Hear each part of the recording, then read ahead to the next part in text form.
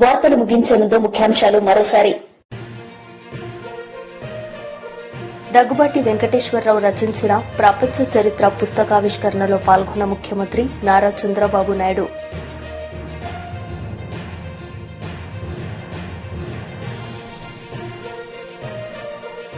BRS leader press meet, CM Revanth రెడ్డిపై fire.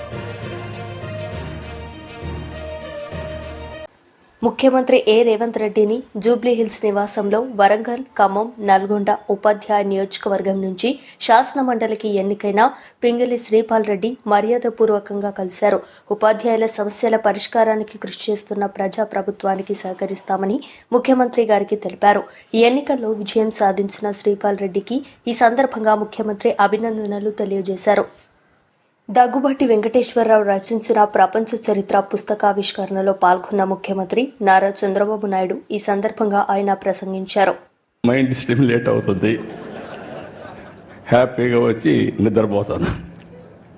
What a wonderful life.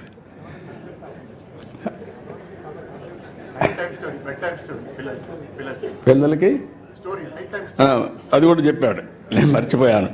పిల్లలకి రాత్రిలో ఒక స్టోరీ చెప్పి ఏం హ్యాపీగా నిద్రపోతాడు. అదే మరిగా ఫ్రెండ్స్తో కలిసి విదేశాల్లో తిరగడం ప్రారంభించాడు. పోయినప్పుడు అక్కడ కూడా ఈ అధ్యయనం చేయడం ఇవన్నీ చేశారు. కానీ ఇన్ని పనులుండి ఇప్పటికి మీరు ఒకసారి చూస్తే ఒక 5 పుస్తకాలు రాశాడు ఆయన. ఈ ఎక్స్పీరియన్స్ చూసినప్పుడు ఫస్ట్ది ఒక చరిత్రలో కొన్ని నిజాలు, ఫస్ట్ బుక్ రాశాడు. అక్కడి నుంచి విభజన జరిగిన తర్వాత మేమందరం ఇంక్లూడింగ్ వెంకయ్యనాయుడు గారు విభజనలో బిజీగా ఉన్నాం. వెంకయ్యనాయుడు గారు పార్లమెంట్లో ఫైట్ చేయడం, ఆ సీన్ చూసిన తర్వాత బాధపడడం అవన్నీ జరిగాయి. అయితే వెంకటేశ్వరరావు గారు దాని మీద డెప్త్కి వెళ్ళి తెలుగువారి చరిత్ర వేర్పాటు వాదం ఎందుకు వచ్చిందని పుస్తకం రాసే పరిస్థితికి వచ్చారు. 3వ పుస్తకం అక్కడి నుంచి వదిలిపెట్టలేదు. ప్రపంచతత్వం, నాయకత్వం, దీని మీద అధ్యయనం చేసి ఒక బుక్ ఒకటి రాసే పరిస్థితికి వచ్చాడు. ఇప్పుడు 4వది ఇంకొక పక్కన మీరు చూస్తే ప్రపంచ దేశాలు, పాలనా వ్యవస్థలు అధ్యయనం చేసి దానిపైన ఒక పుస్తకం రాశాడు. ఇప్పుడు ప్రపంచ చరిత్ర ఆది నుంచి నేటి వరకు, ఇంకా ఆయన మాటల్లోనే చెప్పాడు కాబట్టి నేను ఎక్కువ చెప్పను, మొత్తం డీటెయిల్ అన్ని ఆ తర్వాత జరగబోయేట కూడా చెప్పాడు. మనం అందరం ఒక 4-5 సంవత్సరాలు కాపాడుకుంటే మన ఆరోగ్యాన్ని భవిష్యత్తులో 50 ఏళ్ళు అంటున్నాడు. కానీ ఒక్కసారి ఇన్నోవేషన్ వస్తే 50 ఏళ్ళతో ఆగదు. కొంతమంది మీరు లేనిపోయిన ఆలోచనలు ఇచ్చారు. శాశ్వతంగా ఎందుకు బతకూడదని. God only knows. కానీ చరిత్ర కూడా మనం ఒకసారి చూస్తే ఇవన్నీ ఒక ఎత్తు అయితే ఈరోజు అగ్రదేశాలన్ని దేశాలు కూడా సఫర్ అయ్యే పరిస్థితి వస్తున్నాయి. జనాభా లేదు, ఏఐ ఉంది, లేకపోతే టెక్నాలజీ ఉంది, దాన్ని ఆపరేట్ చేసే మనుషులు కూడా లేని పరిస్థితి వస్తుంది. యూరోప్ కానీ, చైనా కానీ, అదే మరిగా మీరు చూస్తే చాలా దేశాల్లో, జపాన్ కానీ అన్ని దేశాల్లో ఏజింగ్ ప్రాబ్లం అనేది బిగ్గెస్ట్ ప్రాబ్లంగా తయారయ్యే పరిస్థితి వచ్చింది. మనం అందరం అదృష్టవంతులం. భారతదేశం వరకు ఈరోజు ఎగ్జామ్ చేసే వచ్చింది. ఏదైతే ఐఎమ్ వెరీ ప్రౌడ్, నేను ముందుకు కూడా చెప్పాను. ఒకసారి నిర్మలా సీతారామన్ గారు చూసినప్పుడు ఆవిడ యొక్క ప్రస్థానం, వెంకటేశ్వరరావు గారు చరిత్ర రాస్తున్నారు, పక్కనుండే నిర్మలా సీతారామన్ గారు చరిత్ర సృష్టించడానికి శ్రీకారం చుట్టారు. ఇది ఒకసారి మనం చూసినప్పుడు, వారి ప్రస్తావాన్ని చూసినప్పుడు, ప్రయాణం చూసినప్పుడు నాకు అనిపిస్తుంది, నేను ఎప్పుడూ చెప్పేవాడిని, మగవాళ్ళ కంటే మహిళలు బాగా సమర్థవంతంగా పనిచేస్తారని. మా వెంకటేశ్వర గారు చాట్ జీపీటీ కొట్టి బీజేపీ లీడర్ మీడియా సమావేశం నిర్వహించారు. ఈ సందర్భంగా పలు అంశాలపై ఆయన మాట్లాడారు. దీపాదాస్ మున్షి గారు ఉన్నారు. వారికంటే ముందు ఠాక్రే గారు కొద్ది రోజులు, ఠాగూర్ గారు మరికొన్ని రోజులు, ఇలా ఇన్ఛార్జీల మీద ఇన్ఛార్జీలు మార్చుకుంటూ ఎట్టికేళ్ళకి ఫైనల్గా మీనాక్షి నటరాజన్ గారు రంగంలోకి వచ్చారు. ఆమె రావడంతోనే చాలా సింపుల్ అని,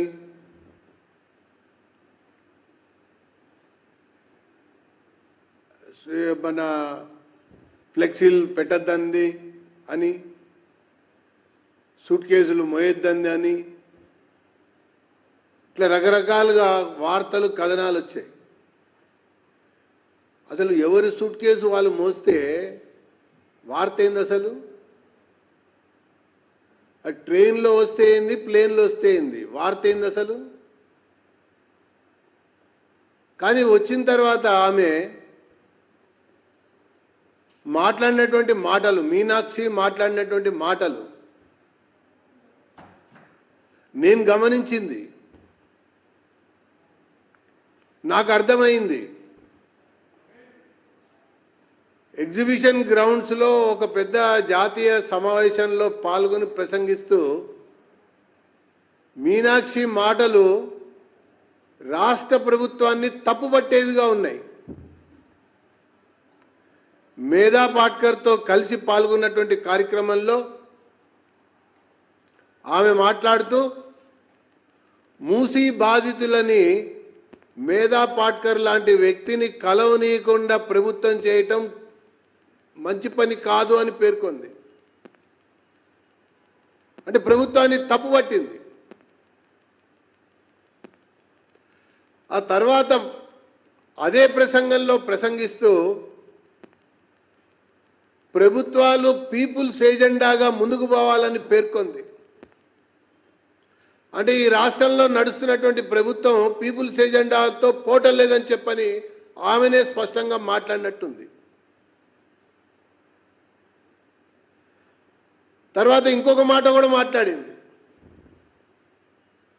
పదవులు ప్రజలతో కలిసి ఉన్న వాళ్ళకు వస్తాయి కానీ అధిష్టానం అండదండలతో రావు అని పేర్కొంది.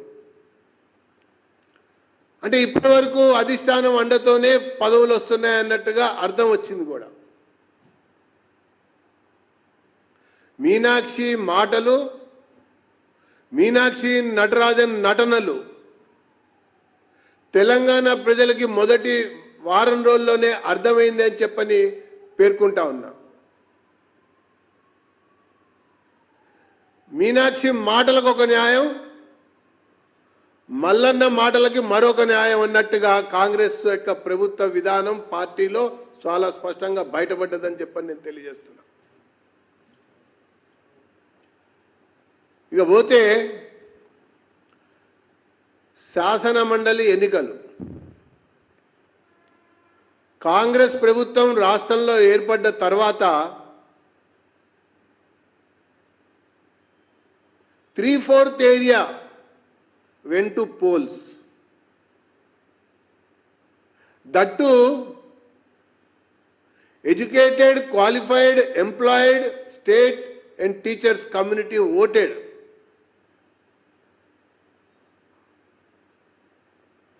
అంటే ఎగెనెస్ట్ గవర్నమెంట్గా ఓటేశారు వాళ్ళు. గమనించాలి, ఆలోచించాలి విషయాన్ని.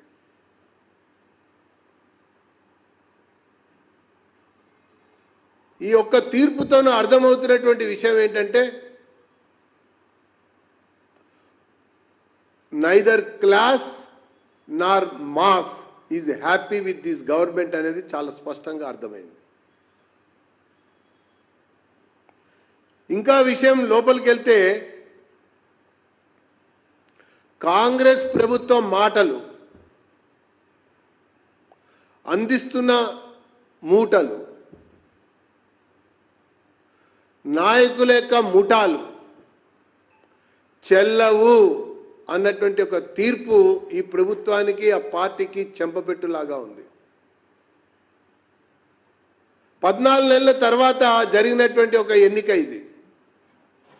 రేవంత్ రెడ్డి స్వయంగా మనసు పెట్టి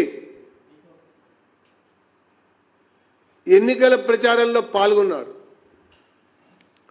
ఇక నామినేషన్ నాడైతే మంత్రులంతా తరలి వచ్చి కలిసి వచ్చి అక్కడ ఒక ప్రదర్శనలాగా చూపించారు.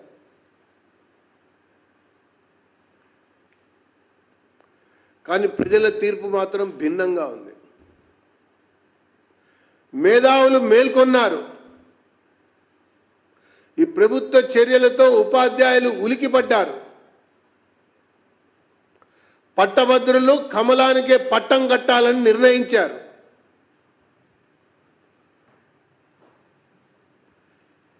ఒక ముఖ్యమంత్రి రేవంత్ రెడ్డి గారు ముఖ్యమంత్రి అయిన తర్వాత వేసే ప్రతి అడుగుని నిశితంగా ప్రజలు గమనిస్తారు, విలేకరులు విశ్లేషిస్తారు, నాయకులు పరిశీలిస్తారు. ఒక జాతీయ స్థాయిలో ఒక జాతీయ పార్టీ, ఒక కేంద్ర ప్రభుత్వం బడ్జెట్ ప్రవేశపెడితే తెలంగాణకి గుడ్డు సున్నా అని చెప్పని గొప్పగా మాట్లాడాడు.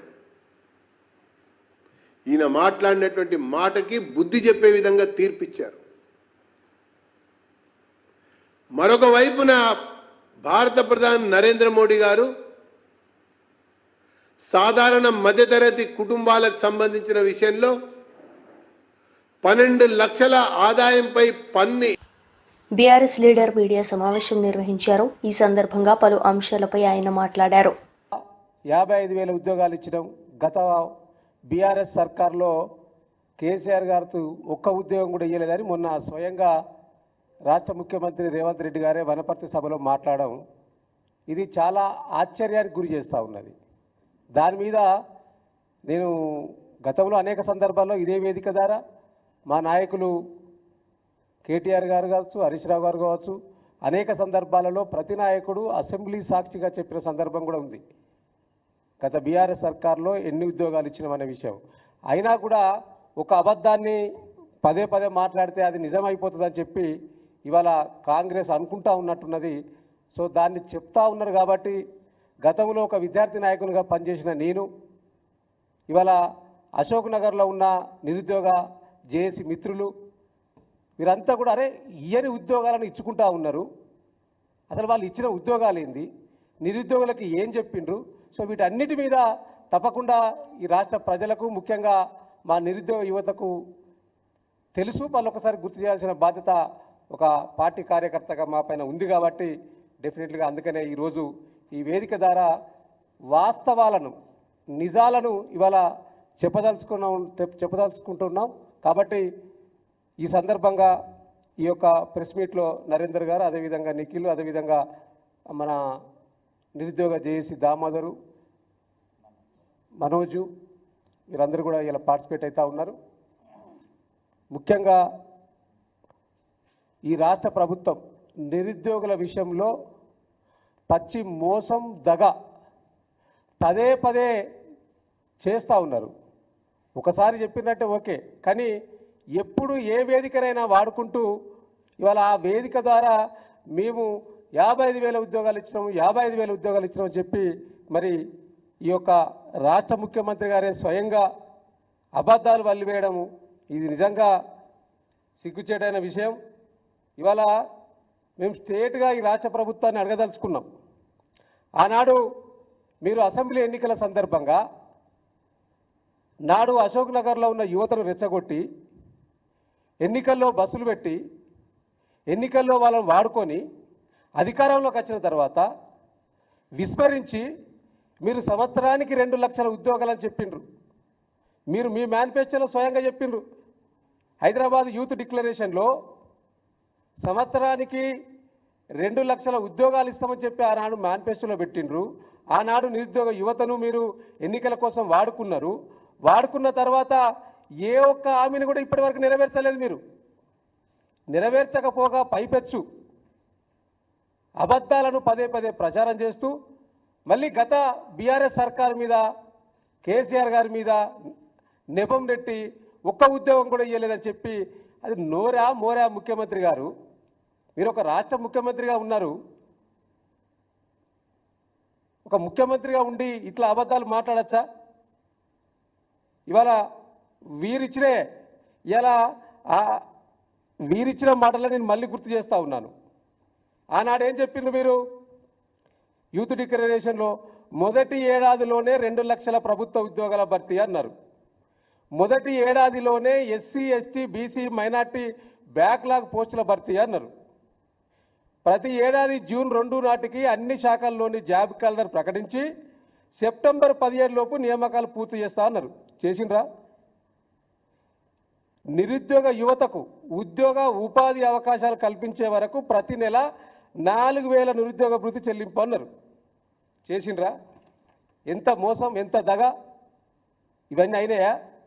ఇవన్నీ పక్కకు పెట్టి మళ్ళీ మేము వచ్చినాక 55,000 ఉద్యోగాలు అని చెప్పి, అంటే ఇవాళ కాంగ్రెస్ ప్రభుత్వం ఇది ప్రజాప్రభుత్వం కాదు. ఇది ప్రజలను, ముఖ్యంగా ఈ రాష్ట్రంలో ఉన్న నిరుద్యోగ యువతను మోసం చేసే ప్రభుత్వం మాత్రమే. ఇవాళ మేము స్పష్టంగా చెప్తా ఉన్నాం. మేము ఇచ్చినాయి ఈ గతంలో కూడా చెప్పినాం, మళ్ళీ కూడా గుర్తు చేస్తూ ఉన్నాం. మీకు ఇవాళ బీఆర్ఎస్ ప్రభుత్వం వచ్చిన తర్వాత వచ్చిన ఉద్యోగాల సంఖ్య మీరు పదే చెప్తా ఉన్నారు కదా. మేము ఉద్యోగాల నోటిఫికేషన్లో సహా చెప్తాం.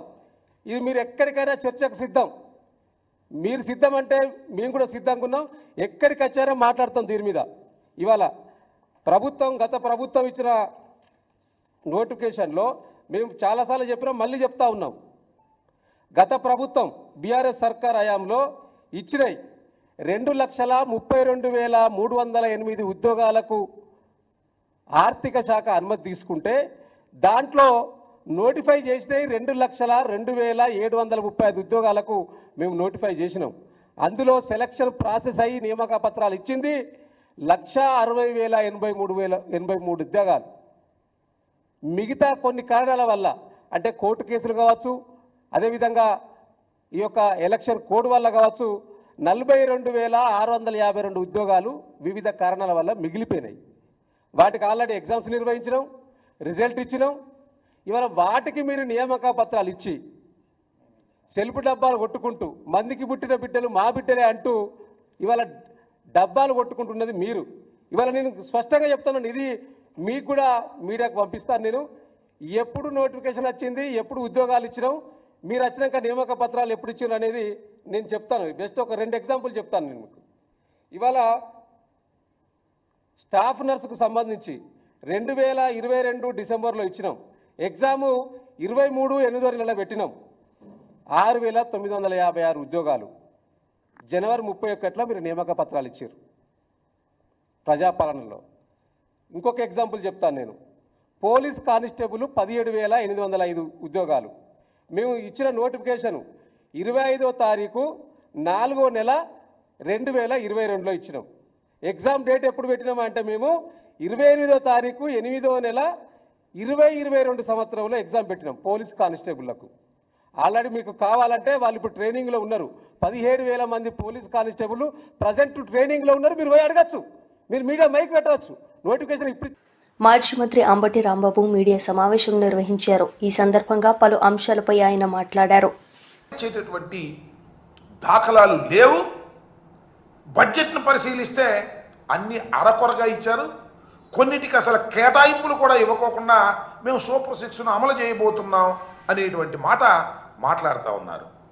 అదేమిటయ్యా, ఎందుకు మీరు వీటిని అమలు చేయలేకపోతున్నారంటే ప్రభుత్వం కష్టంలో ఉంది, అప్పుల ఊబిలో ఉంది.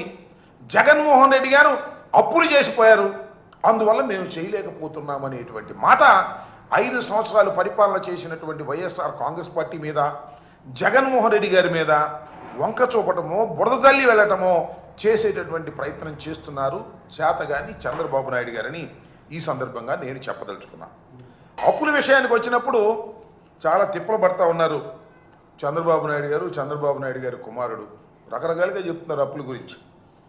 చంద్రబాబు నాయుడు గారు ఏమన్నారంటే, ముఖ్యమంత్రిగా ప్రమాణ స్వీకారం చేసిన తర్వాత జగన్మోహన్ రెడ్డి గారి ప్రభుత్వం 14 లక్షల అప్పు చేసింది, 14 లక్షల కోట్ల రూపాయలు అప్పు చేసింది అన్నారు. మళ్ళా తర్వాత మాట్లాడితే 12 లక్షల అప్పు అన్నారు. తర్వాత గత సంవత్సరం 10 లక్షల కోట్లు అని గవర్నర్ చేత చెప్పించారు. చివరికి బడ్జెట్లో చూస్తే ఆయన ప్రవేశపెట్టినటువంటి బడ్జెట్లోనే కాగ్ లెక్కల ప్రకారం 6,46,000 కోట్లు మాత్రమే అని చెప్పారు. ఏంటో నాకు అర్థం కాల. ముందు 14 లక్షలు అన్నారు, చివరికి చూస్తేనేమో కేవలం 6,46,000 కోట్ల రూపాయలు మాత్రమే అప్పు చేసినట్టుగా చెప్పేటటువంటి ప్రయత్నం చేశారు. అంతేకాదు, మొన్న ప్రవేశపెట్టినటువంటి బడ్జెట్ను ఒకసారి పరిశీలన చేస్తే ఎట్ ఏ గ్లాన్స్ అని మొత్తం ఒక రిపోర్ట్ ఉంటుంది. దానిలో అప్పులేంటి ఇవన్నీ కూడా వివరంగా ఉంటాయి. ఎట్ ఏ గ్లాన్స్ దానిలో అసలు ఆ పట్టిక లేకుండా తీశారు. అంటే ఇక్కడ నేను చెప్పదలుచుకున్నది ఏంటంటే, మిస్ఇన్ఫర్మేషన్ రాష్ట్ర ప్రజలకు ఇచ్చి తప్పుకోవాలనేటువంటి ప్రయత్నం. ఏదో ఒక విధంగా జగన్మోహన్ రెడ్డి గారి మీద బురదల్లి తమ హామీలను ఎగ్గొట్టాలనేటువంటి ఒక కుట్రపూరితమైనటువంటి పద్ధతుల్లో ఇవాళ చంద్రబాబు నాయుడు గారి ప్రవర్తన చేస్తూ ఉన్నాడు. నేను నిన్న జగన్మోహన్ రెడ్డి గారు వివరంగా చెప్పినటువంటి వాటిలో కొన్నిటిని ఇక్కడ నేను ఉదాహరణ చేస్తాను.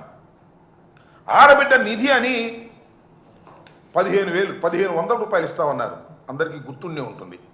ప్రతి ఆడపిల్లకి 15,000 రూపాయలు, సంవత్సరానికి 18,000 రూపాయలు ముట్ట చెబుతున్నారు. ఏమైందో ఇంతవరకు అర్థం కాదు. గత ఏడాది ఇవ్వలేదు, ఏడాది బడ్జెట్లో కేటాయింపే లేదు. దీని ప్రకారం లెక్కేస్తే ప్రతి ఆడబిడ్డకి 36,000 బాకీ పడ్డాడు చంద్రబాబు నాయుడు గారు. Is it not cheating? ఇది 420 కాదని అడుగుతా ఉన్నా.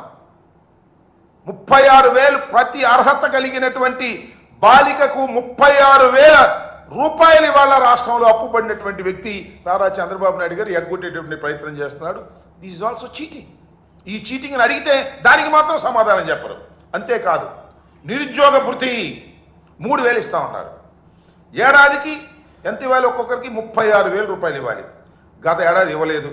ఈ ఏడాది కూడా కేటాయింపులు బడ్జెట్లో లేనే లేవు. అంటే ఈ ఏడాది కూడా ఎగ్గొట్టేటటువంటి కార్యక్రమాన్ని తీసుకున్నారు. అంటే ఒక్కొక్క నిరుద్యోగికి 52,000 బాకీ పడ్డాడు. ఇది మోసం కాదని అడుగుతా ఉన్నా. ఏమండి చంద్రబాబు నాయుడు గారు, ఏమండి కూటమిలో ఉన్నటువంటి ముఖ్యులు నారా లోకేష్ గారు, మంత్రి గారు, నేను అడుగుతా ఉన్నా, దిస్ ఈజ్ నాట్ చీటింగ్ అని అడుగుతా ఉన్నా. ఇలా మీరు మోసం చేసేటటువంటి కార్యక్రమం చేస్తున్నారు. ఇక తల్లికి వందనం గురించి చెప్పాల్సిన అవసరమే లేదు. తల్లికి వందనం నీడు బడ్జెట్లో కేటాయించారు.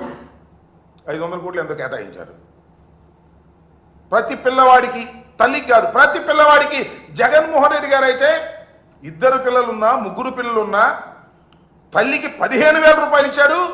మేము రానిండి అధికారంలోకి, ఎంతమంది పిల్లలుంటే అంతమందికి అన్ని 15,000. ఒక 15,000, 2 ఉంటే 30,000, 4 ఉంటే 45, 3 ఉంటే 45,000, ఇంకా ఉంటే ఇంకా అవసరమైతే పిల్లల్ని కనండి నేను ఇస్తానని చంద్రబాబు నాయుడు గారు చెప్పారు. ఈయన దుంపది అగా నాకు అర్థం కాల. మరి వచ్చి సంవత్సరం అవుతుంది, జీవో ఇచ్చాడు, కేటాయించాడు, కానీ డబ్బులు ఇవ్వాలి. చీటింగ్ కాదని అంటున్నా. ఇవాళ మళ్ళా చంద్రబాబు నాయుడు గారు ఇవాళ బడ్జెట్లో పెట్టాడు. ఎంత పెట్టాడండి?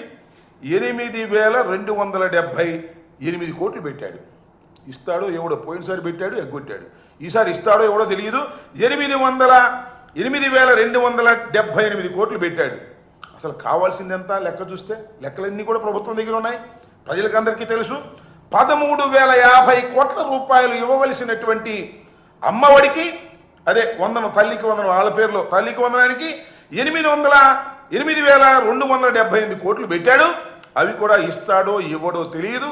గత సంవత్సరం ఒక్కొక్కరికి పిల్లకి 15,000 రూపాయలు బాకీ పడ్డాడు.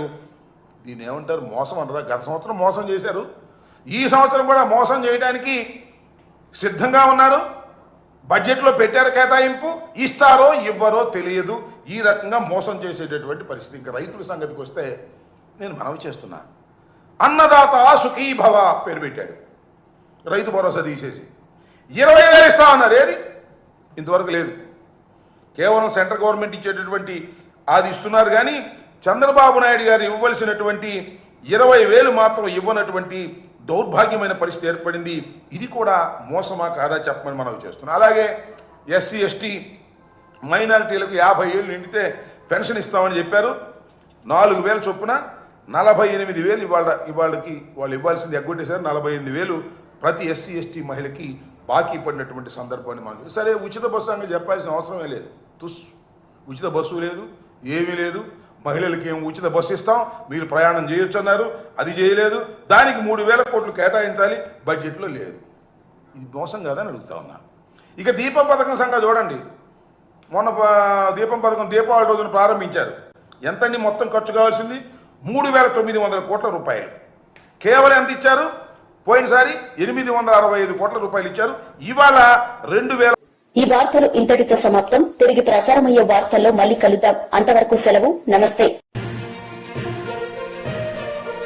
దగ్గుబాటి వెంకటేశ్వరరావు రచించిన ప్రపంచ చరిత్ర పుస్తకావిష్కరణలో పాల్గొన్న ముఖ్యమంత్రి నారా చంద్రబాబు నాయుడు.